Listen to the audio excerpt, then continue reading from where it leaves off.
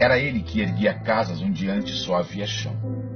Como um pássaro sem asas, ele subia com as casas que lhe brotavam da mão. Mas tudo desconhecia de sua grande missão. Não sabia, por exemplo, que a casa de um homem é um templo sem religião.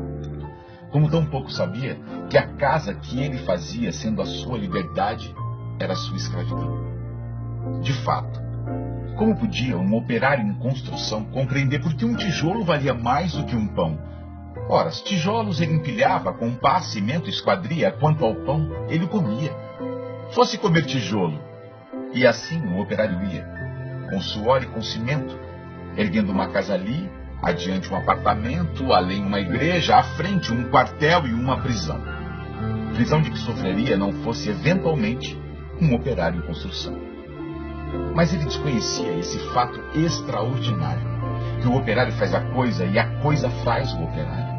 De forma que certo dia, à mesa, ao cortar o pão, o operário foi tomado de uma súbita emoção. Ao constatar assombrado que tudo naquela mesa, garrafa, prato, facão, era ele quem os fazia. Ele, um humilde operário, um operário em construção, olhou em torno. Banco, gamela, enxerga, caldeirão, vidro, parede, janela, casa, cidade, nação, tudo o que existia, era ele quem o fazia. Ele, um humilde operário, um operário que sabia exercer a profissão. Ah, homens de pensamento, não sabereis nunca o quanto aquele humilde operário soube naquele momento, naquela casa vazia e que ele mesmo levantara, um mundo novo nascia de que sequer suspeitava. O operário emocionado olhou a sua própria mão, sua rude mão de operário em construção. E olhando bem para ela, teve um segundo a impressão de que não havia no mundo coisa que fosse mais bela. Foi dentro da compreensão deste instante solitário que tal sua construção cresceu também o operário. Cresceu em alto e profundo, em largo e no coração. E como tudo que cresce, ele não cresceu em vão. Pois além do que sabia exercer a profissão, o operário agora adquiriu uma nova dimensão.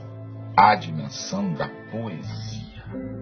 E um fato novo se viu que a todos admirava. O que o operário dizia, outro operário escutava. E foi assim que o operário do edifício em construção, que sempre dizia sim, começou a dizer não. E começou a notar coisas que antes não dava atenção.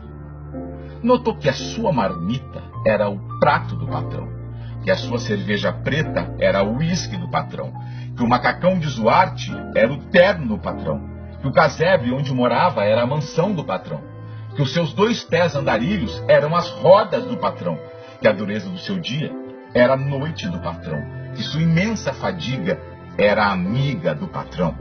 E o operário disse não.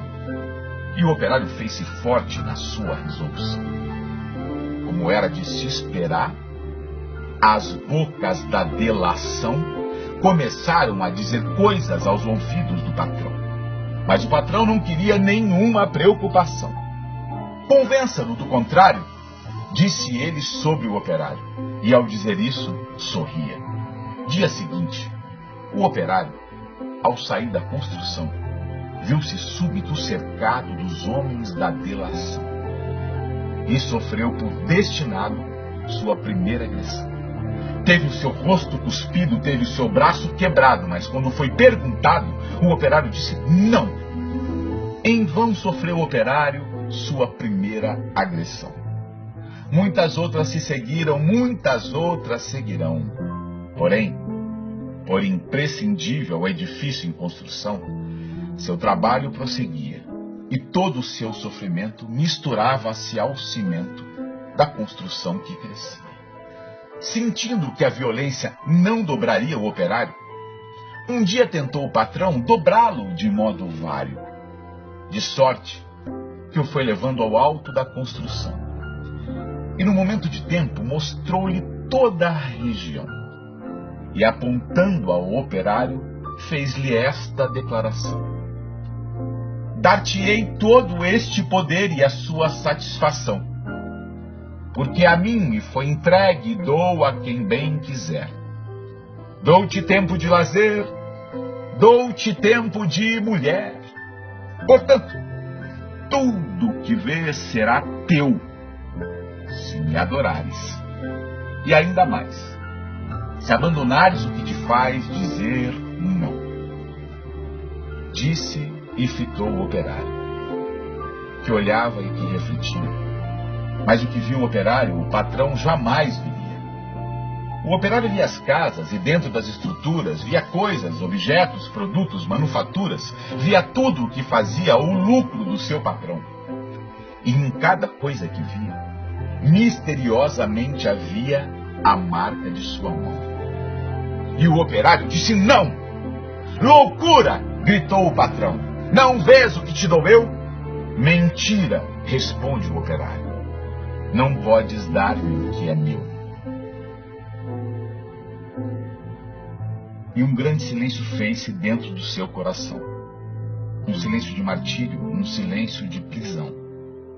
Um silêncio povoado de pedidos de perdão. Um silêncio apavorado com medo e solidão. Um silêncio de torturas e gritos de maldição. Um silêncio de fraturas a se arrastarem no chão. E o operário ouviu a voz de todos os seus irmãos que morreram por outros que viverão. E uma esperança sincera cresceu no seu coração.